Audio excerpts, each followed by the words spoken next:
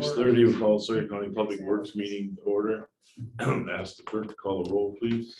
Ron Kinsley. Here. Ed Peters. Here. Chris Ross. Here. Mark Helwig. Here. Brian Bissonnette. Here. Is there anybody online? No. Let the record indicate there's a quorum, everybody's present. Next item is pledge of allegiance. Pledge allegiance to the flag of the United States of America and to the republic for which it stands, one nation, under God, indivisible, with liberty and justice for all.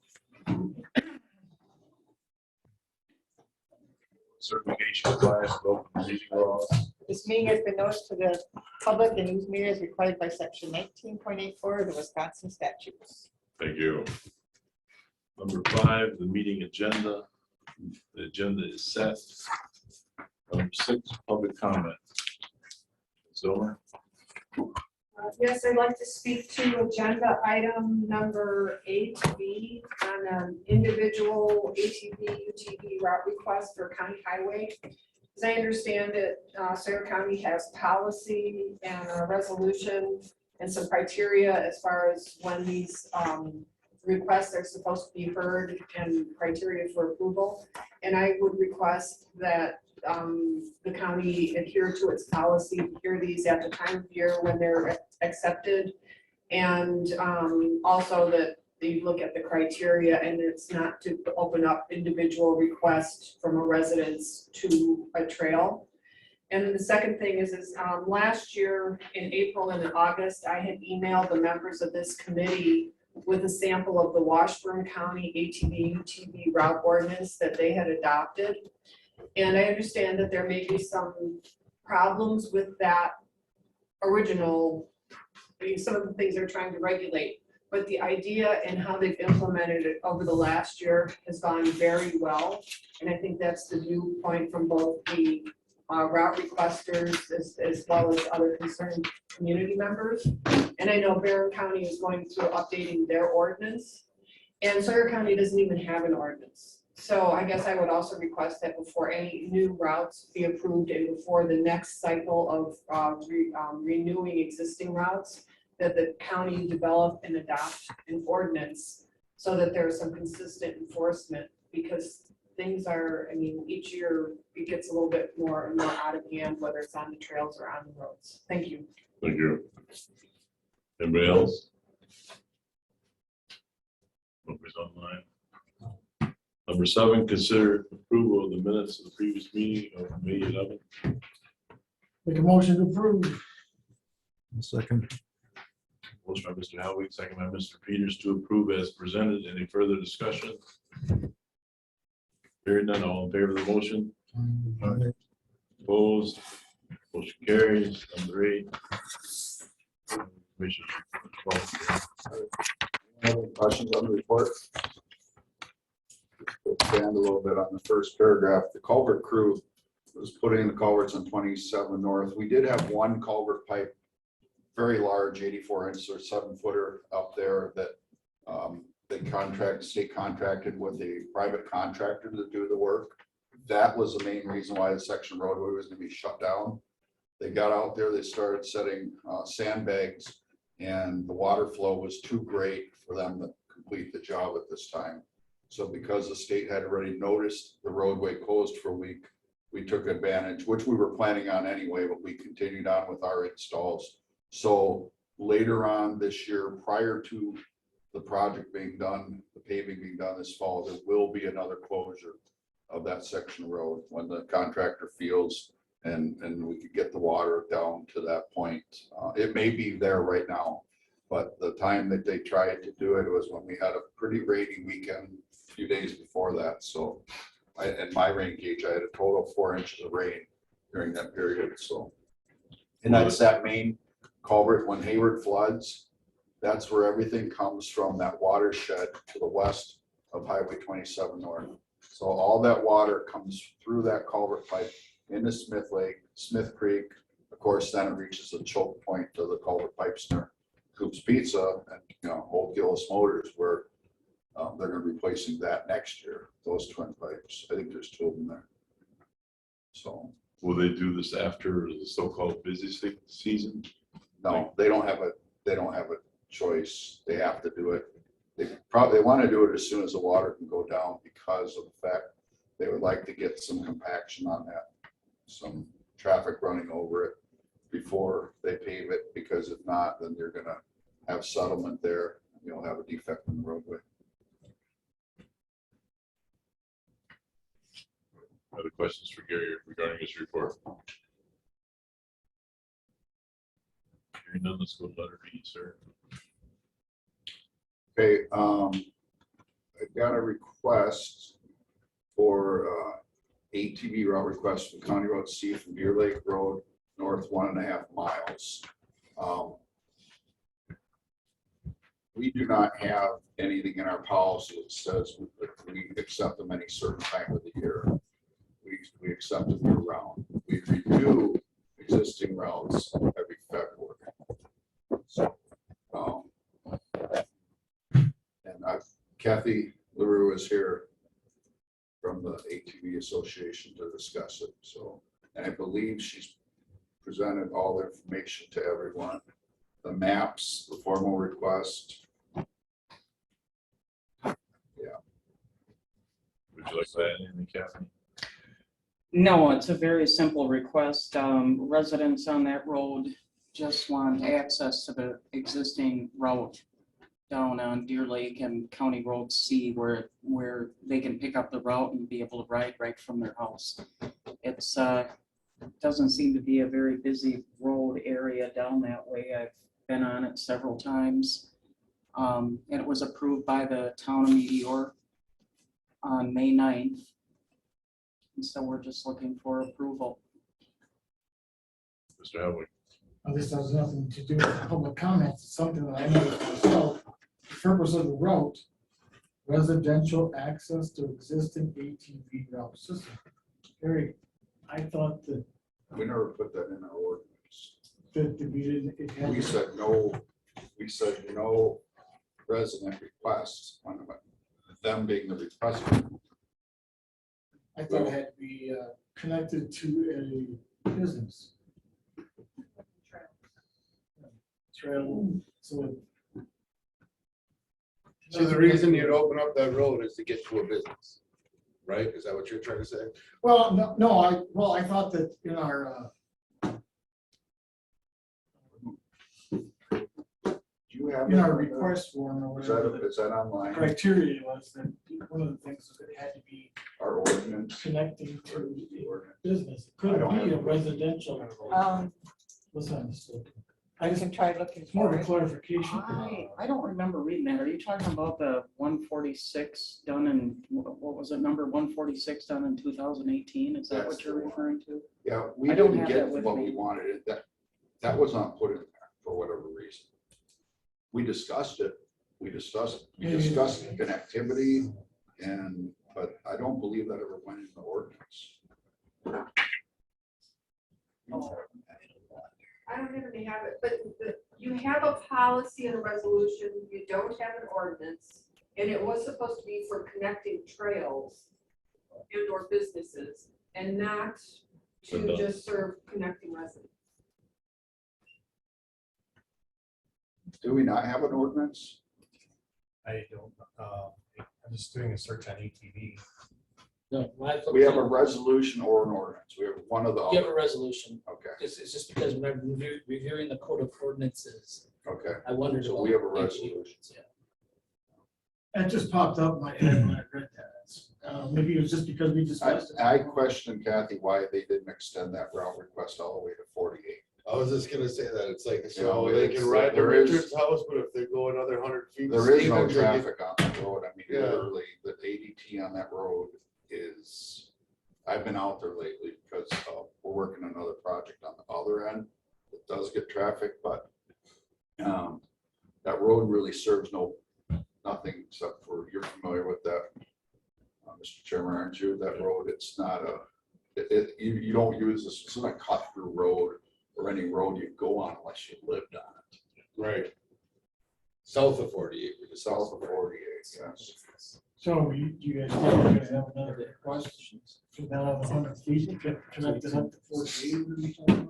Well, I asked when the original request came in because it was done by our committee member, Katie Sly, who works with the townships down in that area, and so it was assigned to her. And I asked, why didn't you request further up C? And she didn't, she was just very hesitant and didn't think that she would be able to get further up C for whatever reason. And since she already has approval or, you know, received the approval from the town of Meteor, who has only approved a few roads as routes within their little area there. So they're not a very open to begin with. So I think that's part of her hesitation for just requesting what residents were willing to come in and back up for that purpose. Yeah. Question. Mr. Bestnak. So Gary, what do you use for, okay, because I'm sure with the popularity of SUVs, ATVs, we're gonna continually get these requests for, especially like county roads. So what do you use in determining, I mean, how do you respond to requests like this ordinarily? Now, like this road here that we're talking about, see, like you said, there isn't much down there. But now like County Road B, where somebody came and requested County Road B, what would your response be? Depends on where on B. We look at safety to see, you know, if there's something that would, you know, be a deterrent to us approving or be recommending for approval. So You do use some kind of criteria as to, we don't have a matrix or anything, if that's what you're referring to. We don't look at anything like that, no. Look at geometrics of the road, traffic volume, truck traffic. Township that it's in, What's that? and the township that. On the it's in. township, like there's a section of B that I don't think the Public Works Committee has a problem opening. Around Lake and Town of Hunter will not open, they won't approve it. So that renders it dead under our current policy. But well, I was just speaking with an individual for a meeting. I think before I'm done here, I think you guys are gonna see everything open. I really do. We're gonna get 2 more requests next month. you know, without being too sarcastic, that's exactly where I was going. I was like, Yeah, why don't we just open everything up? I mean, it's like slowly but surely getting opened up Yeah. anyhow. and it's, you know, I spoke with the Barron County Highway Commissioner, and their sheriff indicated it's very difficult for them, law enforcement, to even, you know, enforce it. So that's why they recommended opening the whole system. Barron County Sheriff Fitzgerald did, so they've opened their system up now. So with the exception of Highway 8, they can pretty much go anywhere. Only road in Barron, the only road that they didn't open up was Double S. Which if you've been on Double S, that's like state The highway. state has. From Rice Lake to Jucat, they did not open that section. But that's the only section that they did. Mr. Ross. Who eats the cost for the signing and all that? Posting That lies signage, with the clubs. the clubs? Yeah.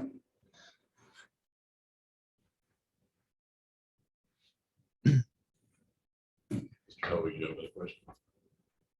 No, I was gonna say, it kind of goes along with what you were saying this morning, for your trails on the reservation that you're having a hard time, you know, are these on, you know, open trails? Are they not? You know? Well, they kind of become obsolete once you open up all the roads. But that's what I kind of, one of the things I thought when we discussed this a year or two ago now, that we didn't want to just, you know, really nearly open up roads. That's why I thought that it was more I don't think business. people want to be on roads to run on. Well, I know, I understand that, but there are, in order to get to trails, gonna have to use roads and maybe to get to businesses, you may have to use a road. Well, I thought that's one of the things that we. So had. currently, with a snowmobile, you can do that. You can't with an ATV, UTV, and that's a big push. Like in Barron, with a population of 40,000 some people, they have 10,000 registered ATV, UTVs. So you can see where they're very popular and a lot of people have them. So Well, how many did you say this morning? 5,000 alone from this morning's meeting.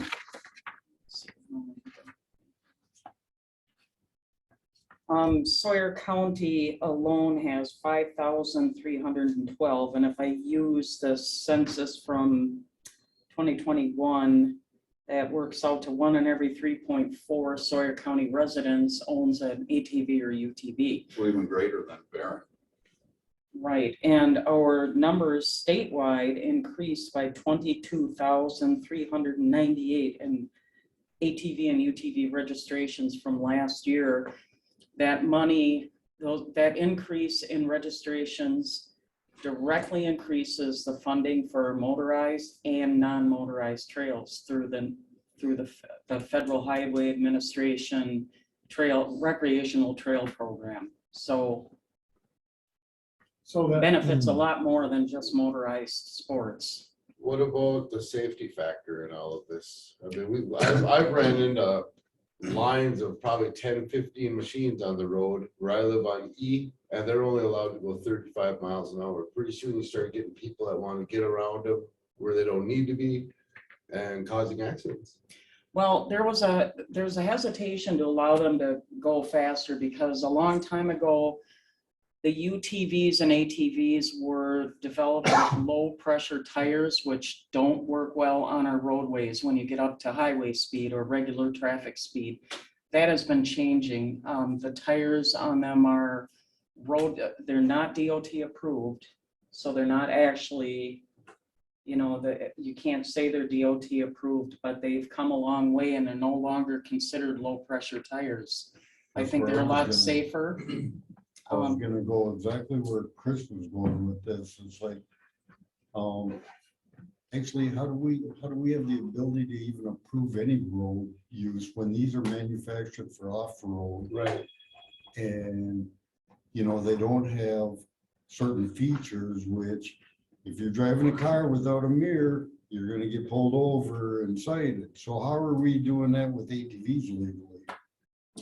Well, I know in not so much other counties, but other states, they require them to be as road ready as you can. They require a blinker system, they require side mirrors. There's one other thing I'm forgetting here, but not that they're as road ready as a car, but at least they have blinkers, they can signal. I mean, when you're driving at night and you're riding one of those down the road and you stick your hand out the window, who knows if somebody sees you signaling to turn. So it's The safety Right. factor is something to consider, and then I noticed on some of these SUVs now, they have these big light bars that are really distracting, really. Right. Be illegal. they're not supposed to be on when I think it's within 500 feet of other vehicles or houses. So Oh, man. that's something that the police need to be called for that, because that's just simply, that's in the DNR regulations and It's like cannot have that on. parade down New York Avenue there.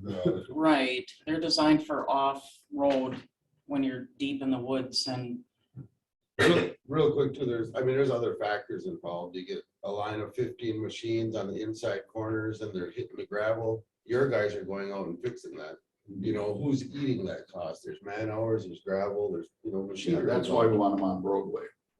Well, right, but it happens. They start hitting those inside corners or they start turning them in on the intersections. Those are your guys eating hours to sweep them off, well, You're bringing me up for it.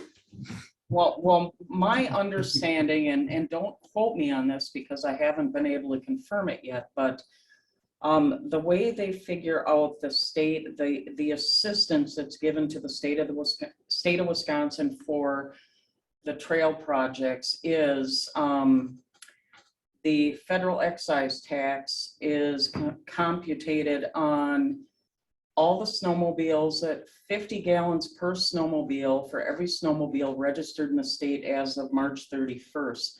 For ATVs and UTVs, that figure is only $25 for every ATV or UTV registered by the end of February.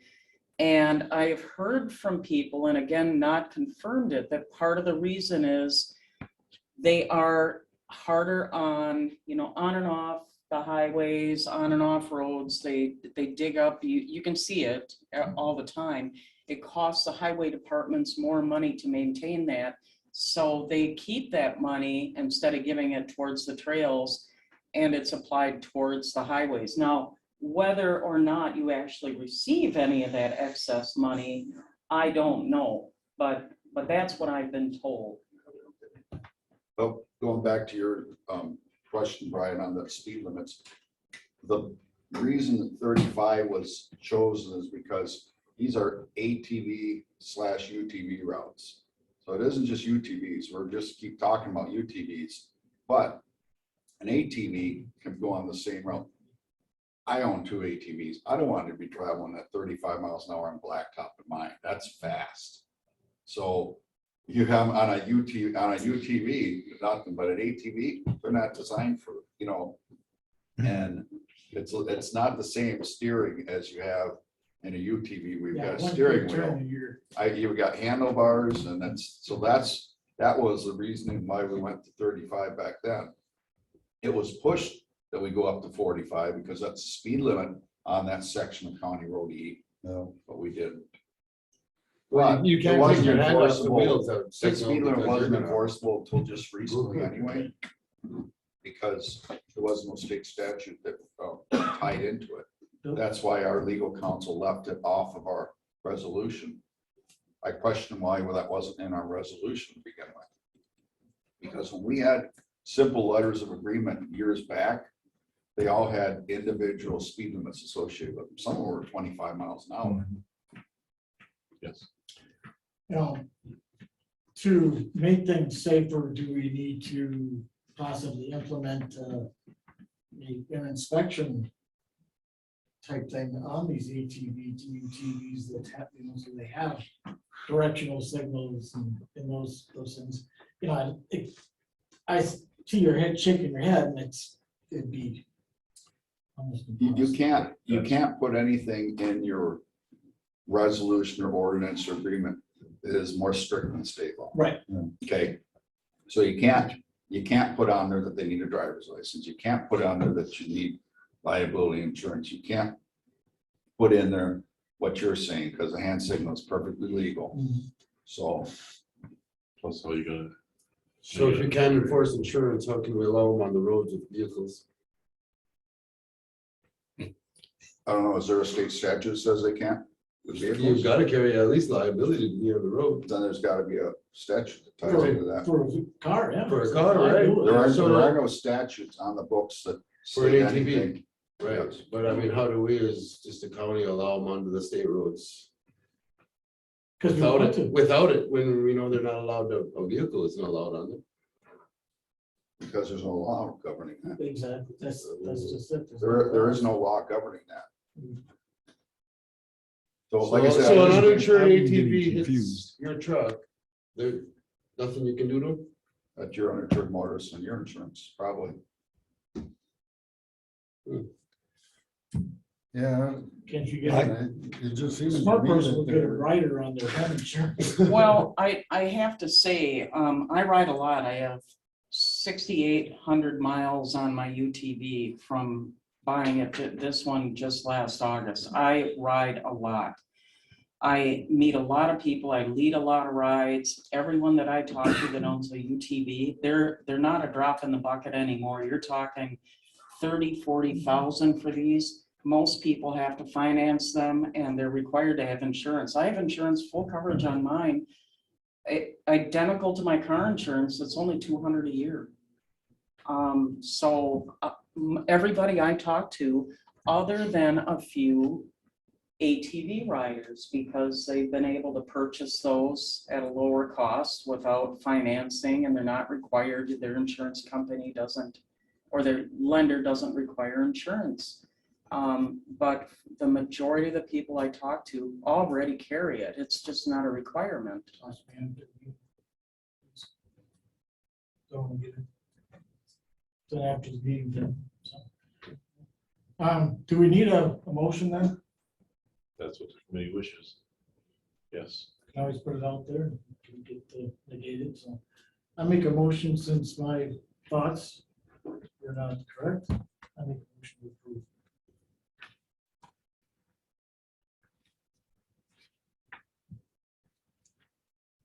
I guess I'll second that motion. I'm puzzled by this whole thing. I thought we were depending on the relationship with the townships to guide us in what we were going to approve on county highways. Isn't that the case?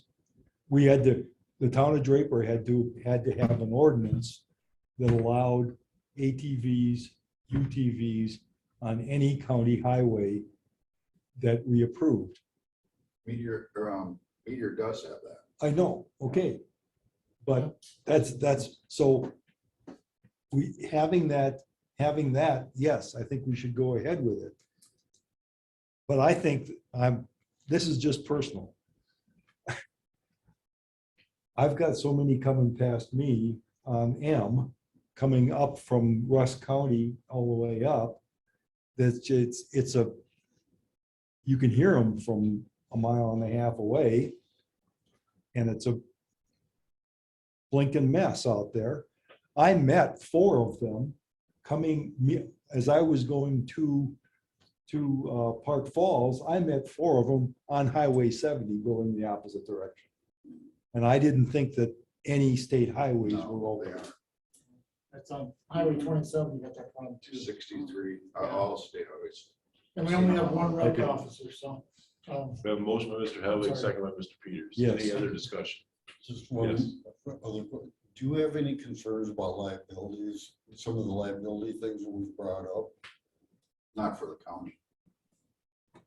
off there on the county road? No. It's just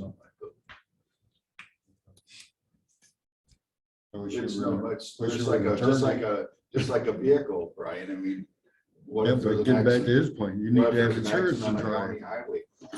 What if they hit your plow truck? That's different. Right. They hit the plow truck, that's different. But that's not what you're referring to. I'm saying any accident. Yeah. I'm what looking he's out for saying anybody. is, in order to Any legally accident we drive a wouldn't be, but if there's vehicle, something that we own, we would be involved. well, I guess Like if these two We're ran opening into the each door to other. the whole county out here, every road. I mean, pretty soon we got buzzing bees up and down every single road.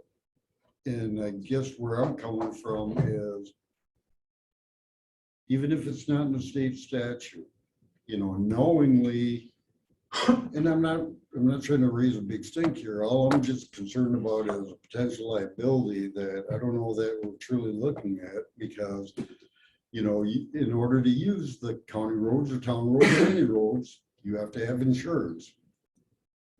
Now, there's no requirement because we don't have an ordinance or anything like that that would potentially cover us in the event that like a tort claim or something like that. There is a law, it's recreational immunity. It's on the books. That's a law. Well, So.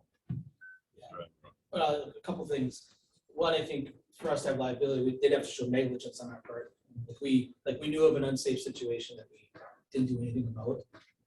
So it's, and then there is the recreation immunity law for, but I think the insurance issue, and thin ice here, I'm not a lawyer, but you're declaring this as an ATV route.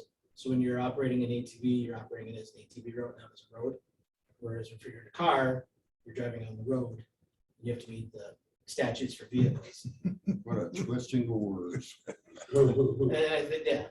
Makes sense. But so you do have a resolution that outlines this. And so just to clarify, in case anybody was confused, the county does not have an ordinance, but as part of your resolution that you approved in 2018, the route has to be included as part of the municipality's ordinance. That you, when you approve it, and it's subject to that the municipality has approved the road as well. But, like Chris, I mean, you're gonna have more pressure because probably every neighbor around Sawyer County is opening up most of their roads. Or at some point, it's become what county roads are not open versus which ones are open. I think Price and Ross, you're open, right? Not 100%, but quite a bit. I think Price is 100% open. I was gonna say, there's only 10 people that live in Rush County, so I don't. Yes, move to- Be nice if they could drive an ATV all the way to work. though. And just so you guys know, I don't care if you approve it or not. If from the safety standpoint, there's not enough traffic down there to. Yeah, no. I'm just saying we're opening the door to other roads. That was Yeah. mine. You know, you do it for one, you got it. It's definitely. I talked to the sheriff earlier this week because I was wondering the same thing about the ordinance, so I asked him about enforcement. Because I've been reviewing the code of ordinances and I'm like, there's no ATV stuff in here, that's weird. And he Yeah. said they're able to enforce based on the municipality's ordinance. But he's also what, the vice chair of the Trail Alliance. The vice president of the alliance. Well, the sheriff is now, I think he's an officer or something. He's the vice president of the alliance. Yeah, he indicated that it might be time for the county to consider it. Gary, you touch on The cat's out of the telling bag. about how we can revoke anytime. Yeah, any of these in our letter of understanding, which is down a little bit further, Mike, I think it's attached to this. You'll let her understand. Oh, right there, right there. That's right there. It says the Public Works Committee can declare the letter of understanding null and void at any time. The letter is page 3 and 4.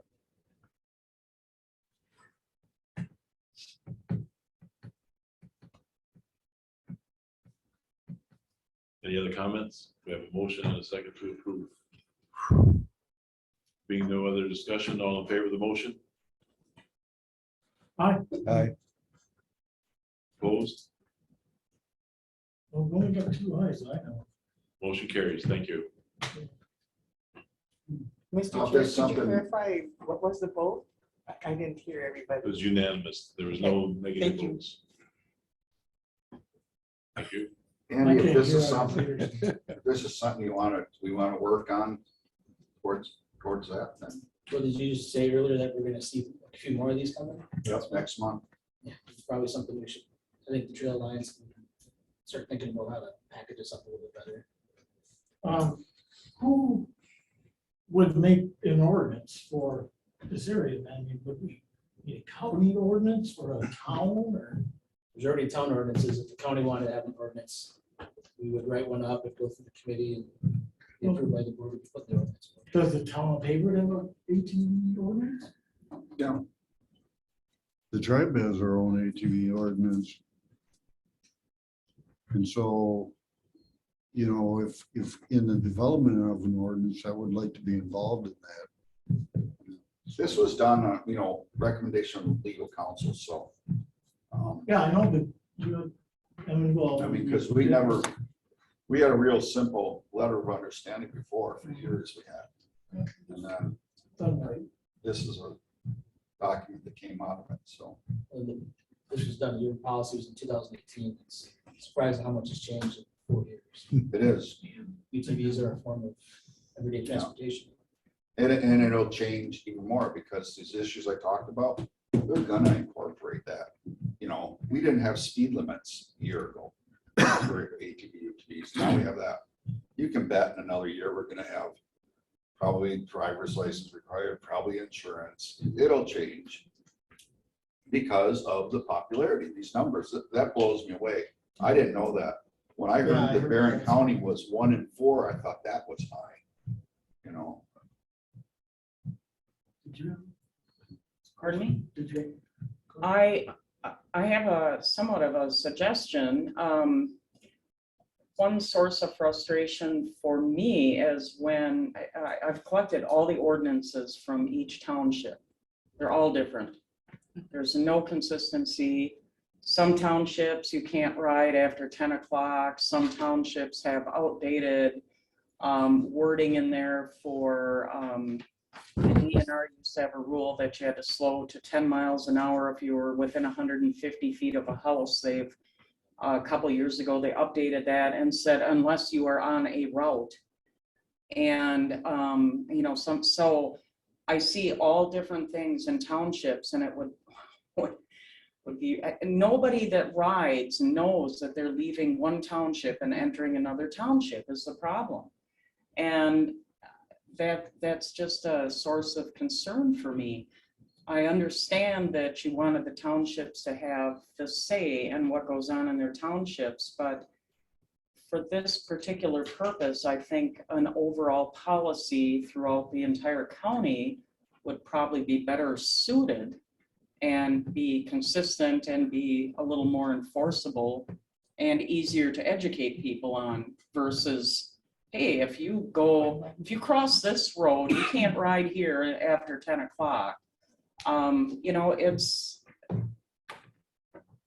I don't know what else to say, but that's my suggestion. The problem with that is each municipality has their own jurisdiction. Right. So and we I can do a understand county that. ordinance that doesn't mean a thing to the towns. Right. Yeah, because I guess my question, we can't really, override what they already have. Right. Yeah, Well, so I've been I think we contacted. should have one, but then what good is it? No, I'm interrupted, I'm sorry. So I recently met with the town of Round Lake and attended their meeting, and I got them to remove that language, and it's just going to be, going to a lot more meetings and trying to get some consistency so that we can just educate our riders when we have so many people that come here from out of the area to ride specifically because we have a beautiful trail system. And we want to be able to educate them, but how do you educate them with different rules in the townships? It's difficult. It's kind of like as they come across a state line, you put a sign up there with this ordinance, and then as they cross each. But this can't be unique to Sawyer County, though. It's gotta be happening in every other county. Yeah, Each No, town is its own. And we've got connections with every county, so where do we stop? Correct. First, pretty soon it's a Northwest regional well, situation, and Right, towns aren't the same, counties won't be the same. I mean, where do you have? well, I've attended 2 NORTAC meetings. That's a very interesting group of people, and I'm hoping to become involved in that, and they're trying to work on, of course, connectivity between all the counties. And we're sharing ideas on what works for them, what doesn't work. It would be nice in the future, but this is probably a long ways away, to have consistency throughout this entire Northwest region. But again, it's such an exploding sport. Everyone's just kind of band-aiding everything together to keep people happy as they go. So It was mentioned by our presenter today at the conference that 9 or 10 counties have a similar, almost identical one. So it's a start, maybe that. Identical ordinance, is what you mean? 9 or 10 counties have the identical ordinance. So, 72 counties, that's, you're starting to make a little headway. Maybe that will become, because we have boilerplate for utility permits. I've seen utility permit we have in Sawyer is the same they have in Washburn, the same they have in Rusk.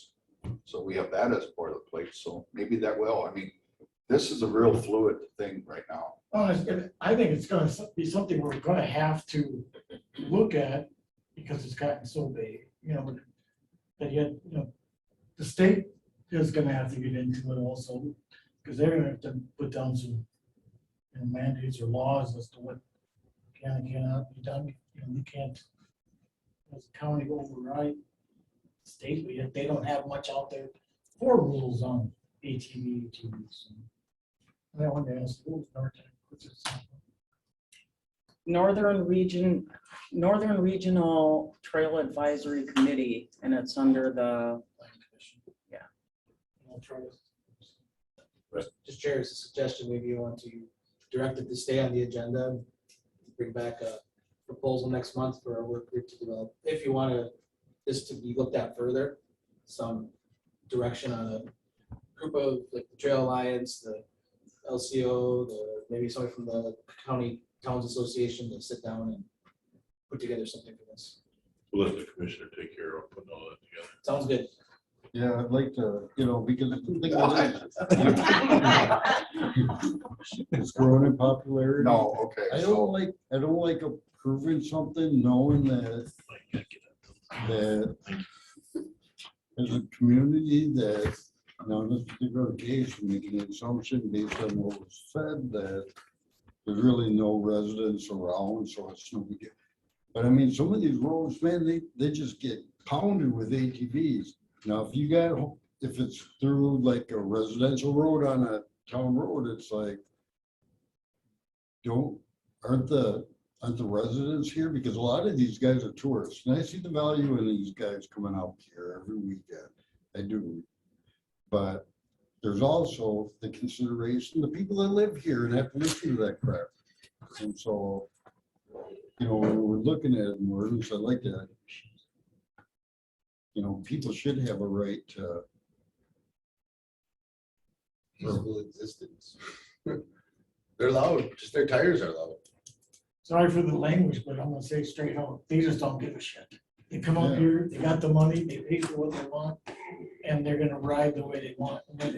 we see it all the time. Yes, same thing as snow roads.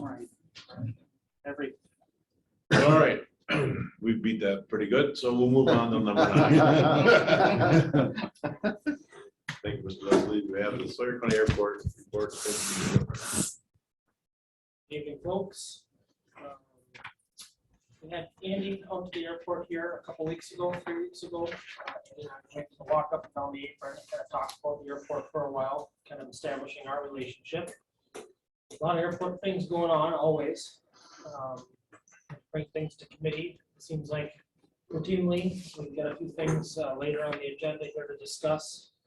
I'd like to just point out, we did our first EMS training day, which was really a good thing. We had a lot of people involved. I think there was between 50 and 60 people out at the airport over the course of the whole day. We had in the last couple of years 4 incidences out at the airport where airplanes crashed in some manner or another.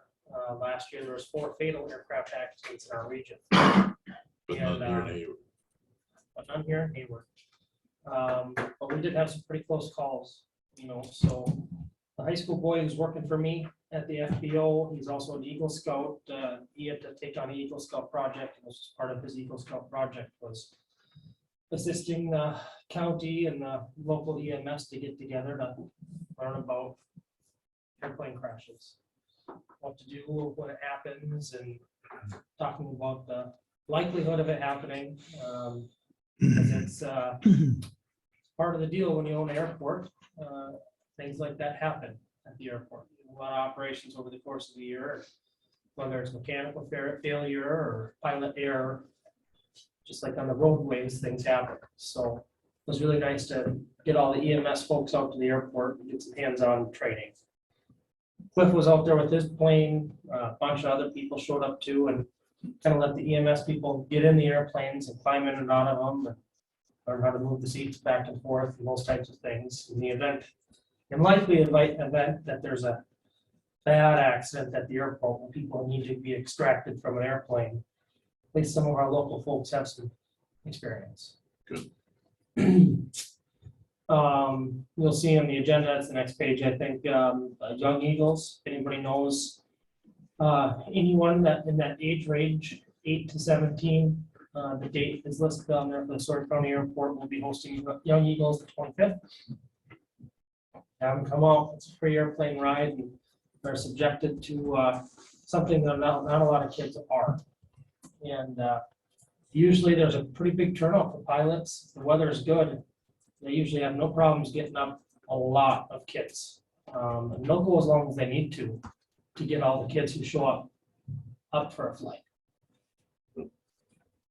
So it'd be nice to have a good turnout for that. Otherwise, any questions on our report?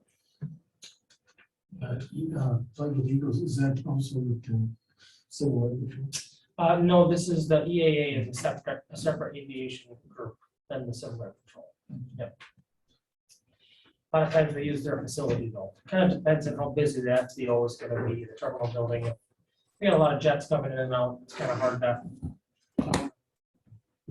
Those kids got to fly, my daughter got to fly from Superior back to Hayward. Well, she was there and back. And she was like 13. Yeah. You couldn't see above, she had to use controls and not. Good, So, good experience, Mark. Letter B, funds for airport, sum of $5,000 for Civil Air Patrol. No, yes, So there was a request of for ARPA funds from the Civil Air Patrol that everybody heard about at the March board meeting. Mr. Supervisor Russ asked about, can we do that? And yes, we did verify with the attorney that ARPA funds or any other funds at the Civil Air Patrol, as long as they're providing services to the county, that we are able to make a contribution to them. They do have a facility on the airport. They do search and rescue for the county. They are a valuable asset to the airport as well as law enforcement. So instead, there is some question about ARPA funds though. So we do, there is additional funding coming into the airport budget from the state through federal money that's related to ARPA, that the committee could approve the request. So it would come out of the airport budget rather than the ARPA money. And it would not affect the budget for the airport this year. So I have it on this agenda and the finance agenda, if you so choose. I didn't attach the request. I think everybody's familiar with their request. So that the decision of the committee though to allocate the $5,000 from the airport budget for the Civil Air Patrol. So Mr. Helwig, I believe you first motioned that one that night. If you would like to go ahead, Okay, what you do have an actual document now because it was just a verbal before, correct? No, we have it. Yeah, we have a document. Yeah. So then I make a motion to approve that. Out of airport budget or out of ARPA funds? so there's a Airport motion, budget. out of the motion by Mr. Budget, Helwig, second by you said, Mr. right? Ross, Yes. to use ARPA funds for the airport. That's what we had discussed.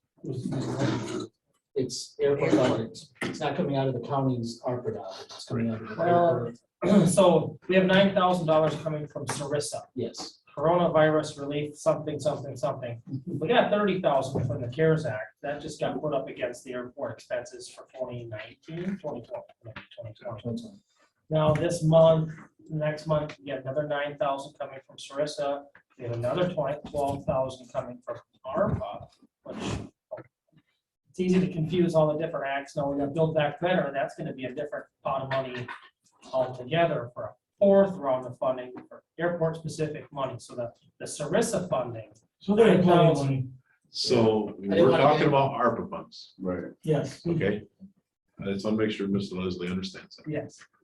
Okay, but where I'm confused is it airport ARPA or county ARPA? Airport. ARPA. And I don't want to get into mechanics, but what's happening is that the airport can be reimbursed for their operational costs through Carissa and ARPA.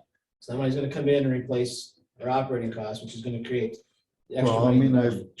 totally understood the first time when you said, no, this is coming out of the airport budget. Yes, But then when Derek cringed when you said that, and so It I'm was just my idea in the making first place, clear. actually. I was the one who told Ron in the first Yeah. place. And I went with that because, and I know some of the board members were disappointed, but I wanted to get it back here so we could channel it a different way.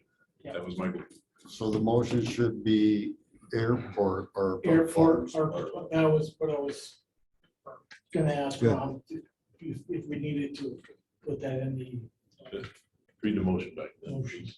Motion was made by Mr. Hubig, seconded by Mr. Rusk to use the airport state ARPA funds for this purpose, which would not affect the county's ARPA budget.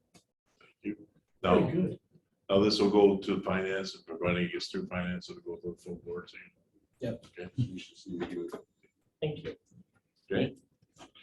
Letter C, hangar lease activity list. I asked Lynn to kind of put this together and get it to all the committees so everybody could kind of see what's going on. Sometimes it's kind of hard to grasp. It was for me until I really realized what was going on. So these are hangers out there and when the renewals come up. And then seems to do a good job of grasping where it's at. Yes. Yep, and so item D dovetails right into this. So, yeah, Lynn's been very diligent about following the activity lists and we've been sending out notifications and the leases. So I just wanted to give the committee a heads up that some of the things the committee's approved that resulted in this activity list have gone out. There are still some issues with non-compliance or discrepancies on lease rates. The communications have gone out and very clear what the consequences are if they aren't met. And so we're coming up on some timelines. My intention would be if the timelines aren't met, we're going to proceed to the next steps within the communications that you guys are working on. I don't want to get into legal strategy here, but it might end up coming back here if that doesn't work out. We'll deal with it as it comes. Yes, Yep. Mr. Humphrey. Is this the same individual we've been dealing with for? We'll not get into that. Okay. But I just, the reason I'm asking is, something's gotta be done instead of just continually letting it go. Yeah, I think from an administration standpoint, you guys have set the policy. We're going to follow through on it. So Okay. that's just giving you a heads up in advance. The other thing going forward, though, is I know you approved the lease, but I'm meeting with Derek and just hearing, knowing the airport in general. One of the other issues hanging out there has been making sure that our hangar tenants, they have land leases. We rent them the land, they own the building, but we're still responsible for how they use the building because we sign off on a grant assurances through the VOA with the FAA and has to be meeting an aeronautical use. And there's been some concern that maybe not everybody is meeting the threshold of an aeronautical use. So rather than leave that gray as we move forward, I asked for the attorney to improve our leases. This just came in today, so I'm not asking anybody to take action, but I just want to show this up so you can see. Take the screen here. So we've added a couple paragraphs within release that gets into specific. It cites that, it doesn't just cite the FAA policy, it says it has to be an aeronautical use. We actually go in and added language at saying it has to be used for permissible aeronautical use of hangar, including storage of active aircraft, shelter for maintenance, repair, refurbishment of aircraft. It goes on from there. So I will get this out to you and I think it should be approved at next month's meeting. I'll also have a chance to run it. Derek just got it today. We have a couple upcoming leases where I can even run the language by them and make sure they're comfortable with it. Mr. President, Ron, didn't we just have these leases redone by Rebecca? they were redone but this is to enforce what we had redone. Yeah. This is to enforce as the leases come up for renewal. Okay, thank you. Because I was wondering, I was like, how many times we gotta have legal And reviews? this is leases? taking the Jeez. redone lease and just adding some more. If we want to enforce what we need to, I want to make sure we have firm footing to do that. And not, it's good for the tenant too. This is, here's what the requirements are. Not having to interpret an FAA policy. Seems like that's what I was told the last version that we approved. Well, we all know things change, we gotta change with it. That's But fast. live and learn. Yes.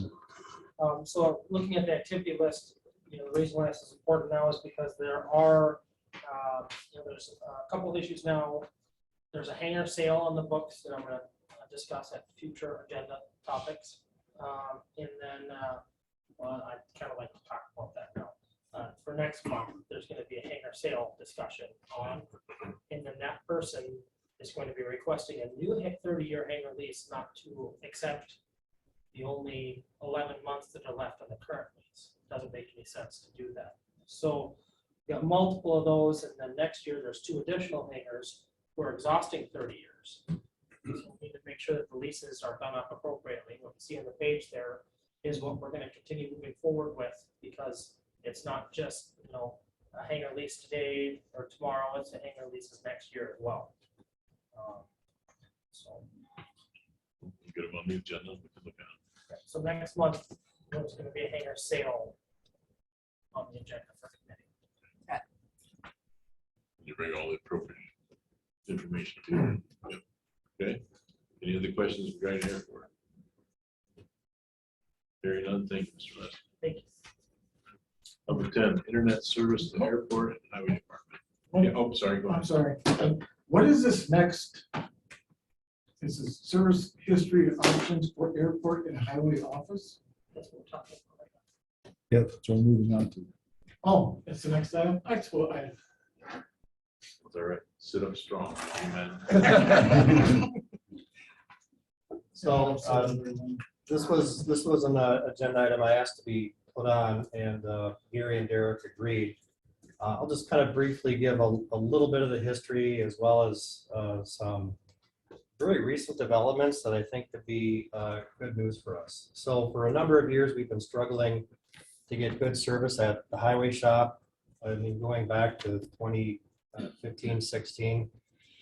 We tried different things, different providers, our own radio antennas kind of worked a little bit, but usually met with failure. Kind of the same thing with the airport. Our current provider there, the service level has gone downhill. In fact, at this point, we're probably up where it's good enough, maybe just 30% of the time. I mean, it varies. So it's a pretty poor state of affairs for these two departments. So I just kind of wanted to outline some potential good news up front. In fact, there's several options that we could look at. First of all, I just want to mention a little bit about Elon Musk's offering, the satellite dishes. A lot of happy customers with that. But the deal with the Starlink, they're kind of rolling it out slowly across the country, and there's really no guarantee on when it can be implemented. In fact, for this area, we're looking at probably going sometime in 2023. So that might be something to look at down the road at that time. In fact, we've even sort of pre-bought. You have to kind of buy into it by like paying $99 up front, which we did. You can get refunded if you choose not to go with it. So we're kind of on that waiting list. However, I want to talk about the most recent development that just kind of came about because of what we're doing for law enforcement. We're putting up some antennas and radio towers, and there's the Hayward Fire Tower is going to be kind of a central piece of that, and its location gives us the ability to put antennas up there that could broadcast internet to both the highway shop as well as the airport. It's not quite ready yet. It has to have power brought to it by Excel, which is scheduled to be in July, maybe August, something like that. So John Kruk and we are kind of working on that. So that if that actually does go live, which is it looks like it's going to happen. We've done the site surveys, make sure we have tree clearance, and you need to have line of sight. There would be line of sight to both highway shop and the airport from that Hayward Fire Tower, and we could provide them internet from the courthouse roof to the Hayward Fire Tower and then to those two buildings. The cost would only be some equipment, and so it looks very promising. And so that's something we're probably just going to go ahead and do regardless. And so that we'll be working on that. But that's not quite the end of the story. I think we don't want to put all of our eggs in one basket. I think it's there's some risks to it. If something happens to our little antenna on this roof, wind, who knows, something else, it would cut their internet. So there's some other vendor proposals that have kind of just come in over the past week or so. I didn't name them explicitly, but not that I can't tell you. I just don't want to give proposals out in writing quite yet because they're so fresh. One vendor for the highway shop just gave us a quote for service. It would give us a very fast internet service, a very small upfront fee, but $640 a month, which is about $7,600 a year. That seems to be the most reasonable quote for the highway shop at this point. Of course, if you also want to consider Elon Musk down the road a little bit. And let's see, and then the other ones are a little bit out of scope because they require us to pay for the cabling to go to those places. So we've seen these quotes before, but we never figured we could act on them. For the airport, there's actually a couple of vendors. We just got some recent quotes on. One vendor is proposing $270 a month, and another one is about $399 a month. So we have to look at the details, but I think they're both worth considering as either the primary or the backup, depending on how we configure the antennas that we're going to be installing. So I just wanted to kind of throw this out to give Gary and Derek a chance to ask questions, you to ask questions, and not just to say that what I'm proposing is what we have to do because of all that, it's been such a problem for so long. But I did want to share it because of that history and because of some of this promising turn of events here that we probably should be able to take some action on. So I just wanted to get that out there now and just That's good news. let you know Thanks. what we're doing here. Who owns the Hayward Fire Tower? I think we do now. Okay. We're able to put whatever structure we want up there. Who's vendor L? Lumen, I assume that. yeah, Lumen CenturyLink. And so, I mean, that's your current, So just swapping over to fiber instead of, yeah, it would be, yeah, that's all it would be. You'd still have them as the provider, but a better infrastructure. $640 a month for the internet? These locations have been historically bad for getting internet service. It's something it's been extremely frustrating for a long time. We've tried every vendor, some of them twice. But we've been dealing with this for a long time. I would like to just go with that $500 one and hold out for Starlink for Elon Musk. That's what I would prefer. That $640 is a lot per month. Yeah. I signed up for the Starlink at the airport just for me and my business, but it's 2023 before it'll even be remotely possible. You know, we're going on 7-8 years of this poor internet. One more year to wait is that can kill us. I mean, it is hard. I mean, I have monthly, bi-monthly meetings, virtual meetings, and most times I cut out during the meeting. That's how poor the internet is out there. Not running video either. I'm not running my video. Do you do voice over phone at the highway shop? Is it VoIP? Yeah, it's just like you. Yeah, we can't even take phone calls at the airport anymore. So, thank you, Mike. Gonna keep everybody abreast and correspond with them and see where we want to go. So, yeah, we'll go ahead with our private implementation, and then any other choices we'll have these guys bring it to you. Indirect administrator. Thank you for the The budget. That would be it. Would you like it on the agenda next month? information. Yes. Please.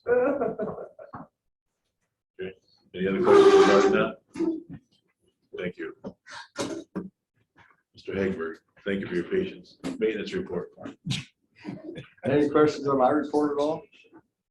What do you want to point out to us? You know, I mentioned in there the hail damage. You know, we're still working on that. We've got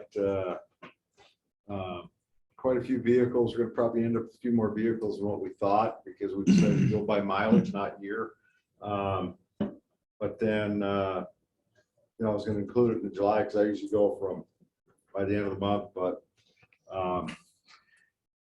building wise turned out really well. We do have one building, Transitions House, that did have hail damage on the asphalt shingles. So that roof I'm working on bids right now to get that roof replaced. But other than that, the rest of our buildings fared pretty well.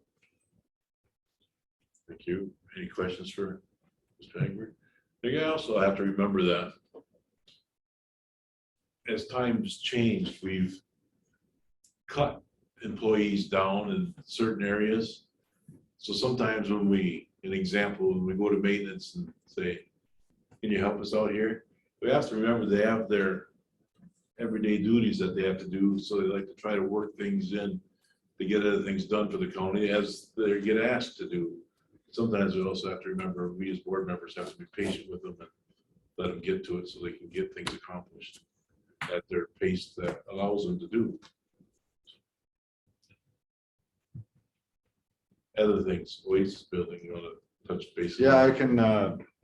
I can give you an update there. You know, still that work in progress. I mentioned in my report, we really didn't get an opportunity to spend too much time down there since the last committee meeting. I had, you know, one employee out 10 days with an illness. So their duties had to get covered by other staff. And then one of my main guys that's been working down there with us, took, you know, 2 weeks vacation. It's that time of year. So, and then with the construction starting up here, and then there were some things I mentioned in the report as well. We had to take care of some demolition. That was outside of the scope of the project because it didn't get, you know, I mean, it just happened, didn't get included.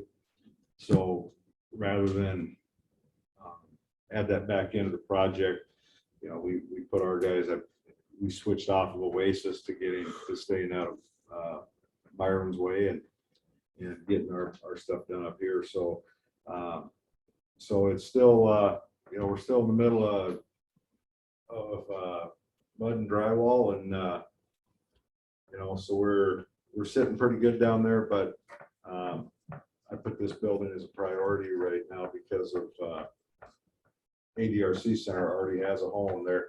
The Veteran Services is working fine out of there, so we made sure everything was taken care of for them down there. But then now for ADRC, it's as time allows kind of thing. So it's kind of where we're at on Oasis. Where were they before? 8 years. They are still here. They're downstairs at HHS. And so, and that's why I didn't view it as a high priority. I mean, it's a priority like anything else, but Veteran Services was important because they were getting, you know, they had to vacate their building. ADRC doesn't have to vacate their offices, so they can move down there as soon as that building is ready.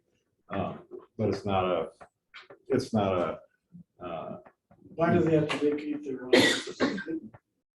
I believe that is an HHS decision that, Andy, you probably might know more on than I I do. walked into that one. I don't. Yeah, they, HHS, between the ADRC director and the HHS director, kind of wanted them down in that building to kind of free up some You offices. know, I want a lot of stuff too, but that doesn't mean I get it. I'm serious here on this one. It's like HHS, we all know they kind of get what they want. Sometimes we gotta put our foot down on this stuff. Why do they need to move? So, Maybe we can get that answer from them. right, so, and that's why, you know, I kind of view. Maybe they want out. Yeah. That's a valid question. We'll see if we can get answers to that. I'll ask. And just to kind of reiterate what Tim was saying, I think, just so there's no confusion, I know that the county is using a construction manager. And he's on the line, so be careful what I say, but the construction manager does make the process easier for the county.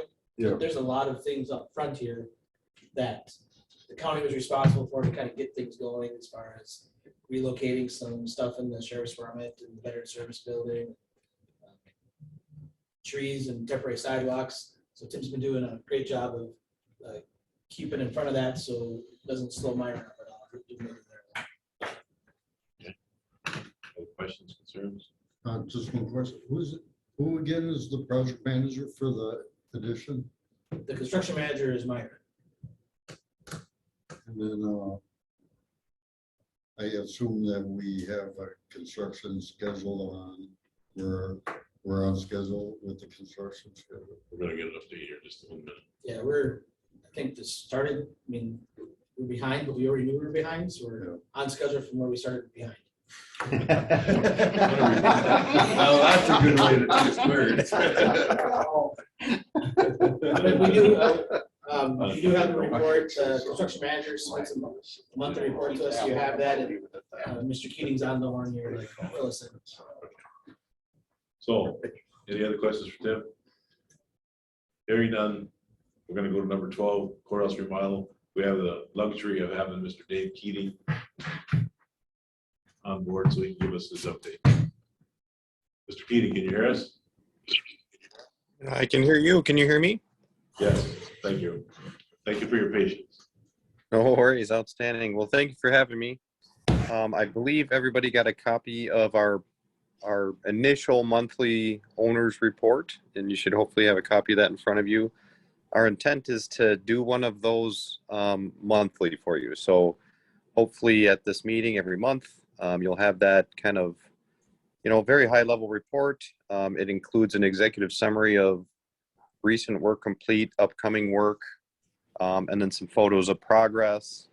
What else is on there?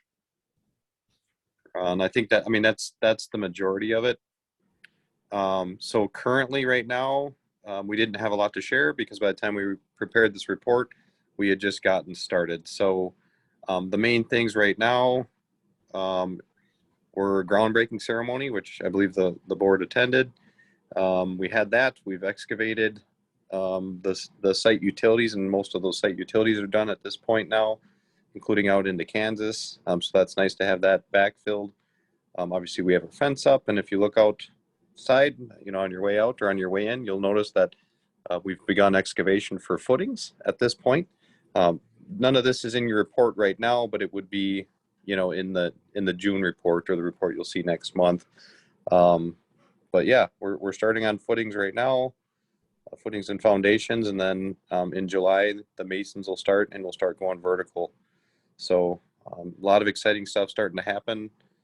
But yeah, we really wanted to just highlight the mobilization, some of the temporary paths we did for prisoners, did a temporary driveway over into the to the jail parking lot. Of course, we got a nice picture of Tom there giving his speech at the groundbreaking ceremony, which was enjoyed by everyone. And that's really it right now.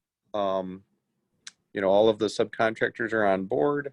The behind the scenes stuff with submittals and everything, getting all the material procurement and everything is happening, and no major concerns at this time. Questions for Dave? Reminds me of this, my concern was material lead times, if that was gonna be an issue. Doesn't seem to be a problem. Yeah. Yeah, we specifically proactively addressed that by having the early bid package on roofing insulation and membrane and structural steel joists and deck. Those were two items at the time that we identified as having very significant lead time. So we did, if you recall, bid those out early and awarded those, which was a great move on our part because it allowed us to procure that material early on, and that date is still holding for a July delivery for the steel, and then the roofing material and insulation will be available kind of in the later summer, early fall when we needed to put a roof on the thing. So we tried to proactively address that. Obviously, it's an ever-changing economy, and every day we're hearing of different materials that have extended lead times on them. But we are working through that, and again, we haven't identified any major concerns at this time. And wasn't it this morning, Dave, that you guaranteed that we'd have this parking lot back by the time snow flew? That is absolutely what we're shooting for.